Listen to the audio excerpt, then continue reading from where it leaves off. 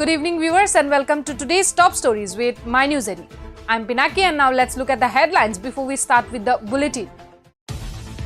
Guwahati's Barsapara Stadium likely to be one of the venues for the upcoming Cricket World Cup 2023. Amit Shah to inaugurate Assam Rifles Complex on April 1st in Mizoram.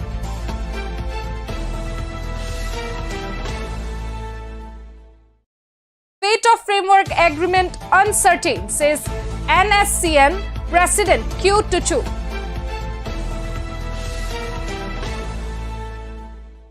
Retired army officials demand replacing of aging fleet of choppers in Arunachal.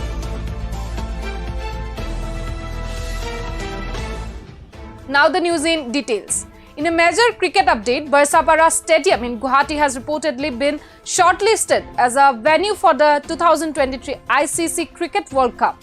As per reports, the International Cricket Council has announced that the 2023 Cricket World Cup final will be held at the Narendra Modi Stadium in Ahmedabad, India on November 19. And the tournament, which is set to begin on October 5th, will feature 48 matches across 46 days and will be hosted in 12 cities throughout India. The cities include Ahmedabad, Bengaluru, Chennai, Delhi, Dharamshala, Guwahati, Hyderabad, Kolkata, Lucknow, Indore, Rajkot and Mumbai. The Narendra Modi Stadium, which has a capacity of 130,000 people, will become the third venue in India to host a Cricket World Cup final, following Kolkata's Eden Garden in 1987 and Mumbai's Wankhede Stadium in 2011. And the announcement comes after a delay due to the Board of Control for Cricket in India ensuring a tax exemption and visa clearance for the Pakistan cricket team. Typically, the ICC announces the schedule for the World Cup a year in advance, but due to the delay, the ICC was unable to do so this time.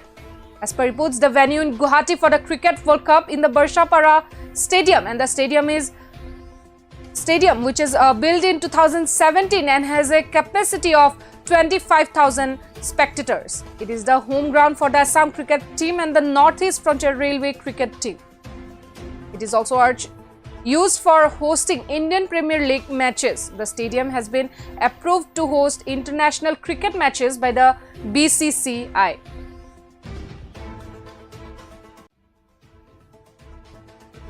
Now moving towards Mizoram.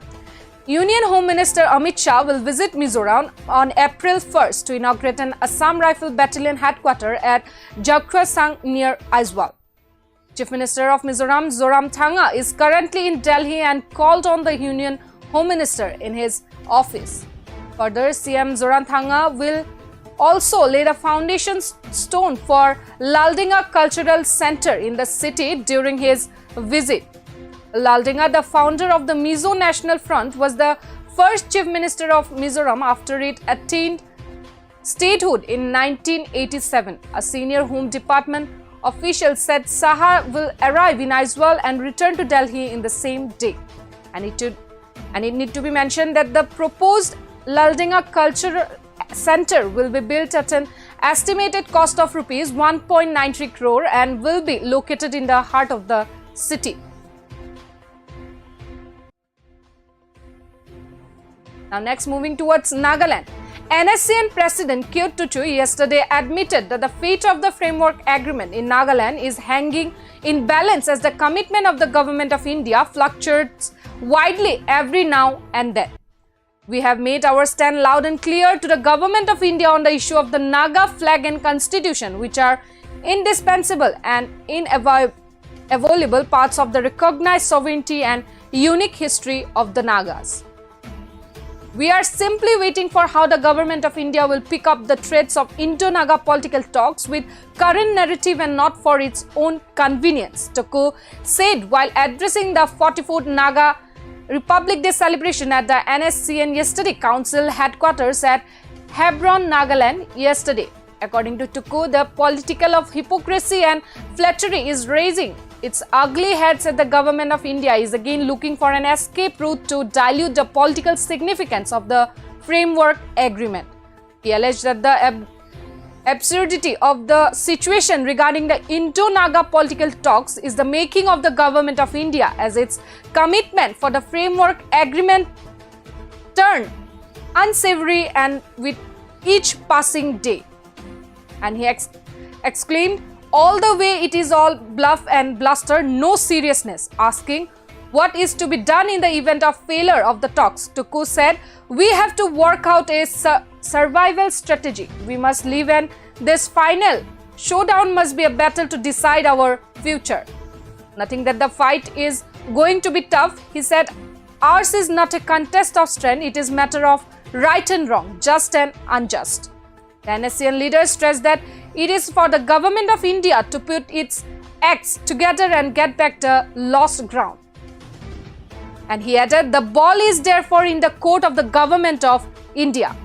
And Tutu also said, despite the callous manner of handling the Naga issue by the government of India, the NSCN has carried forward the talks with total commitment and conviction, stating that no sacrifice is too great when it comes to defending the historical and political rights of the Nagas. Further, he said the world at large is watching how the government of India handles the framework agreement, because it has to do with the high-sounding speech of Prime Minister Narendra Modi and how he proclaimed before the world that he had solved the longest insurgency problem in Southeast Asia. This is the day to remember the glory of our history and the national decision our people have taken to free ourselves from the yoke of the oppression and govern our country by ourselves. We are really proud of the historic Naga National Independence Day, what was declared on August 14, 1947. Ironically, India responded with the most brutal and unruly armed forces never seen anywhere in the civilized world. But we stayed the course of upholding our rights. The world at large is the living witness to the horrible military oppression and the political plight in Nagaland. Today, we pay homage to our great leaders who have laid down our political foundation and shown us the national salvation line. They are the pillars of our freedom movement and the pioneers of our Naga nation. They made the Naga people understand their inherent sovereign right, which is the source of their political inspiration.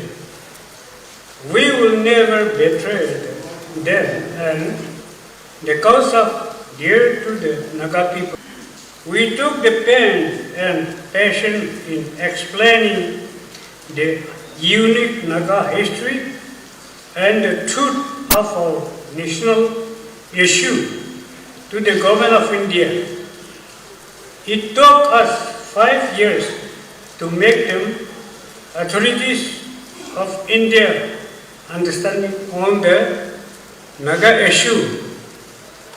It took another 13 years of grueling negotiation, which has resulted in signing the historic framework agreement on the 3rd August.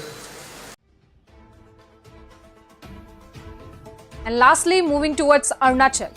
Following the death of Indian Army pilot Colonel VVP Reddy and co-pilot Marjayant A in a cheetah chopper crash near Mandala in Arunachal's West Kameng district on 16 March, and in Arunachal's West Kameng district they were both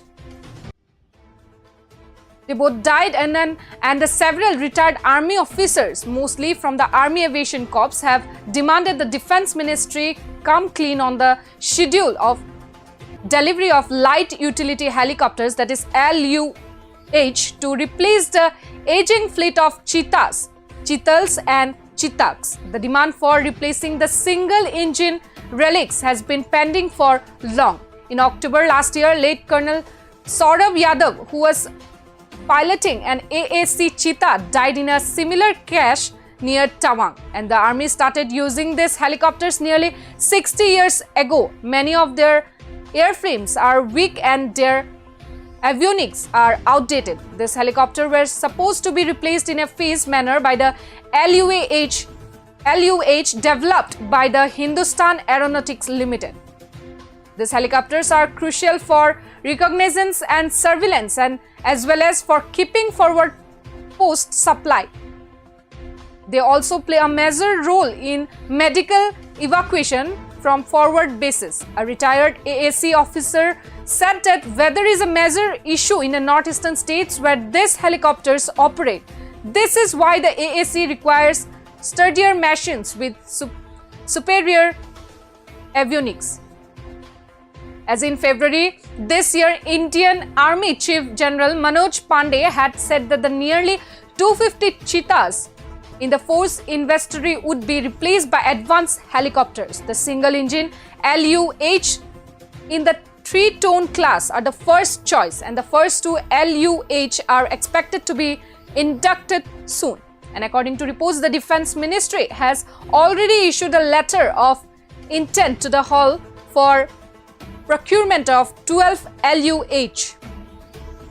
The HAL has sent up a new unit for assembling these helicopters after development of 3 prototypes at its Bengaluru plant. 4 helicopters are now being readied at the new setup in Tumakuru, Karnataka.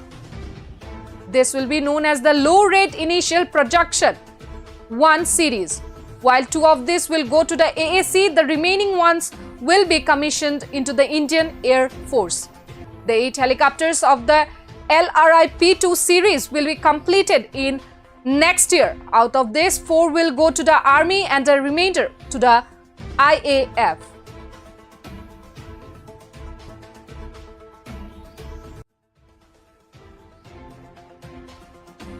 That's all for today. We will be back tomorrow. Till then, keep watching My News Northeast.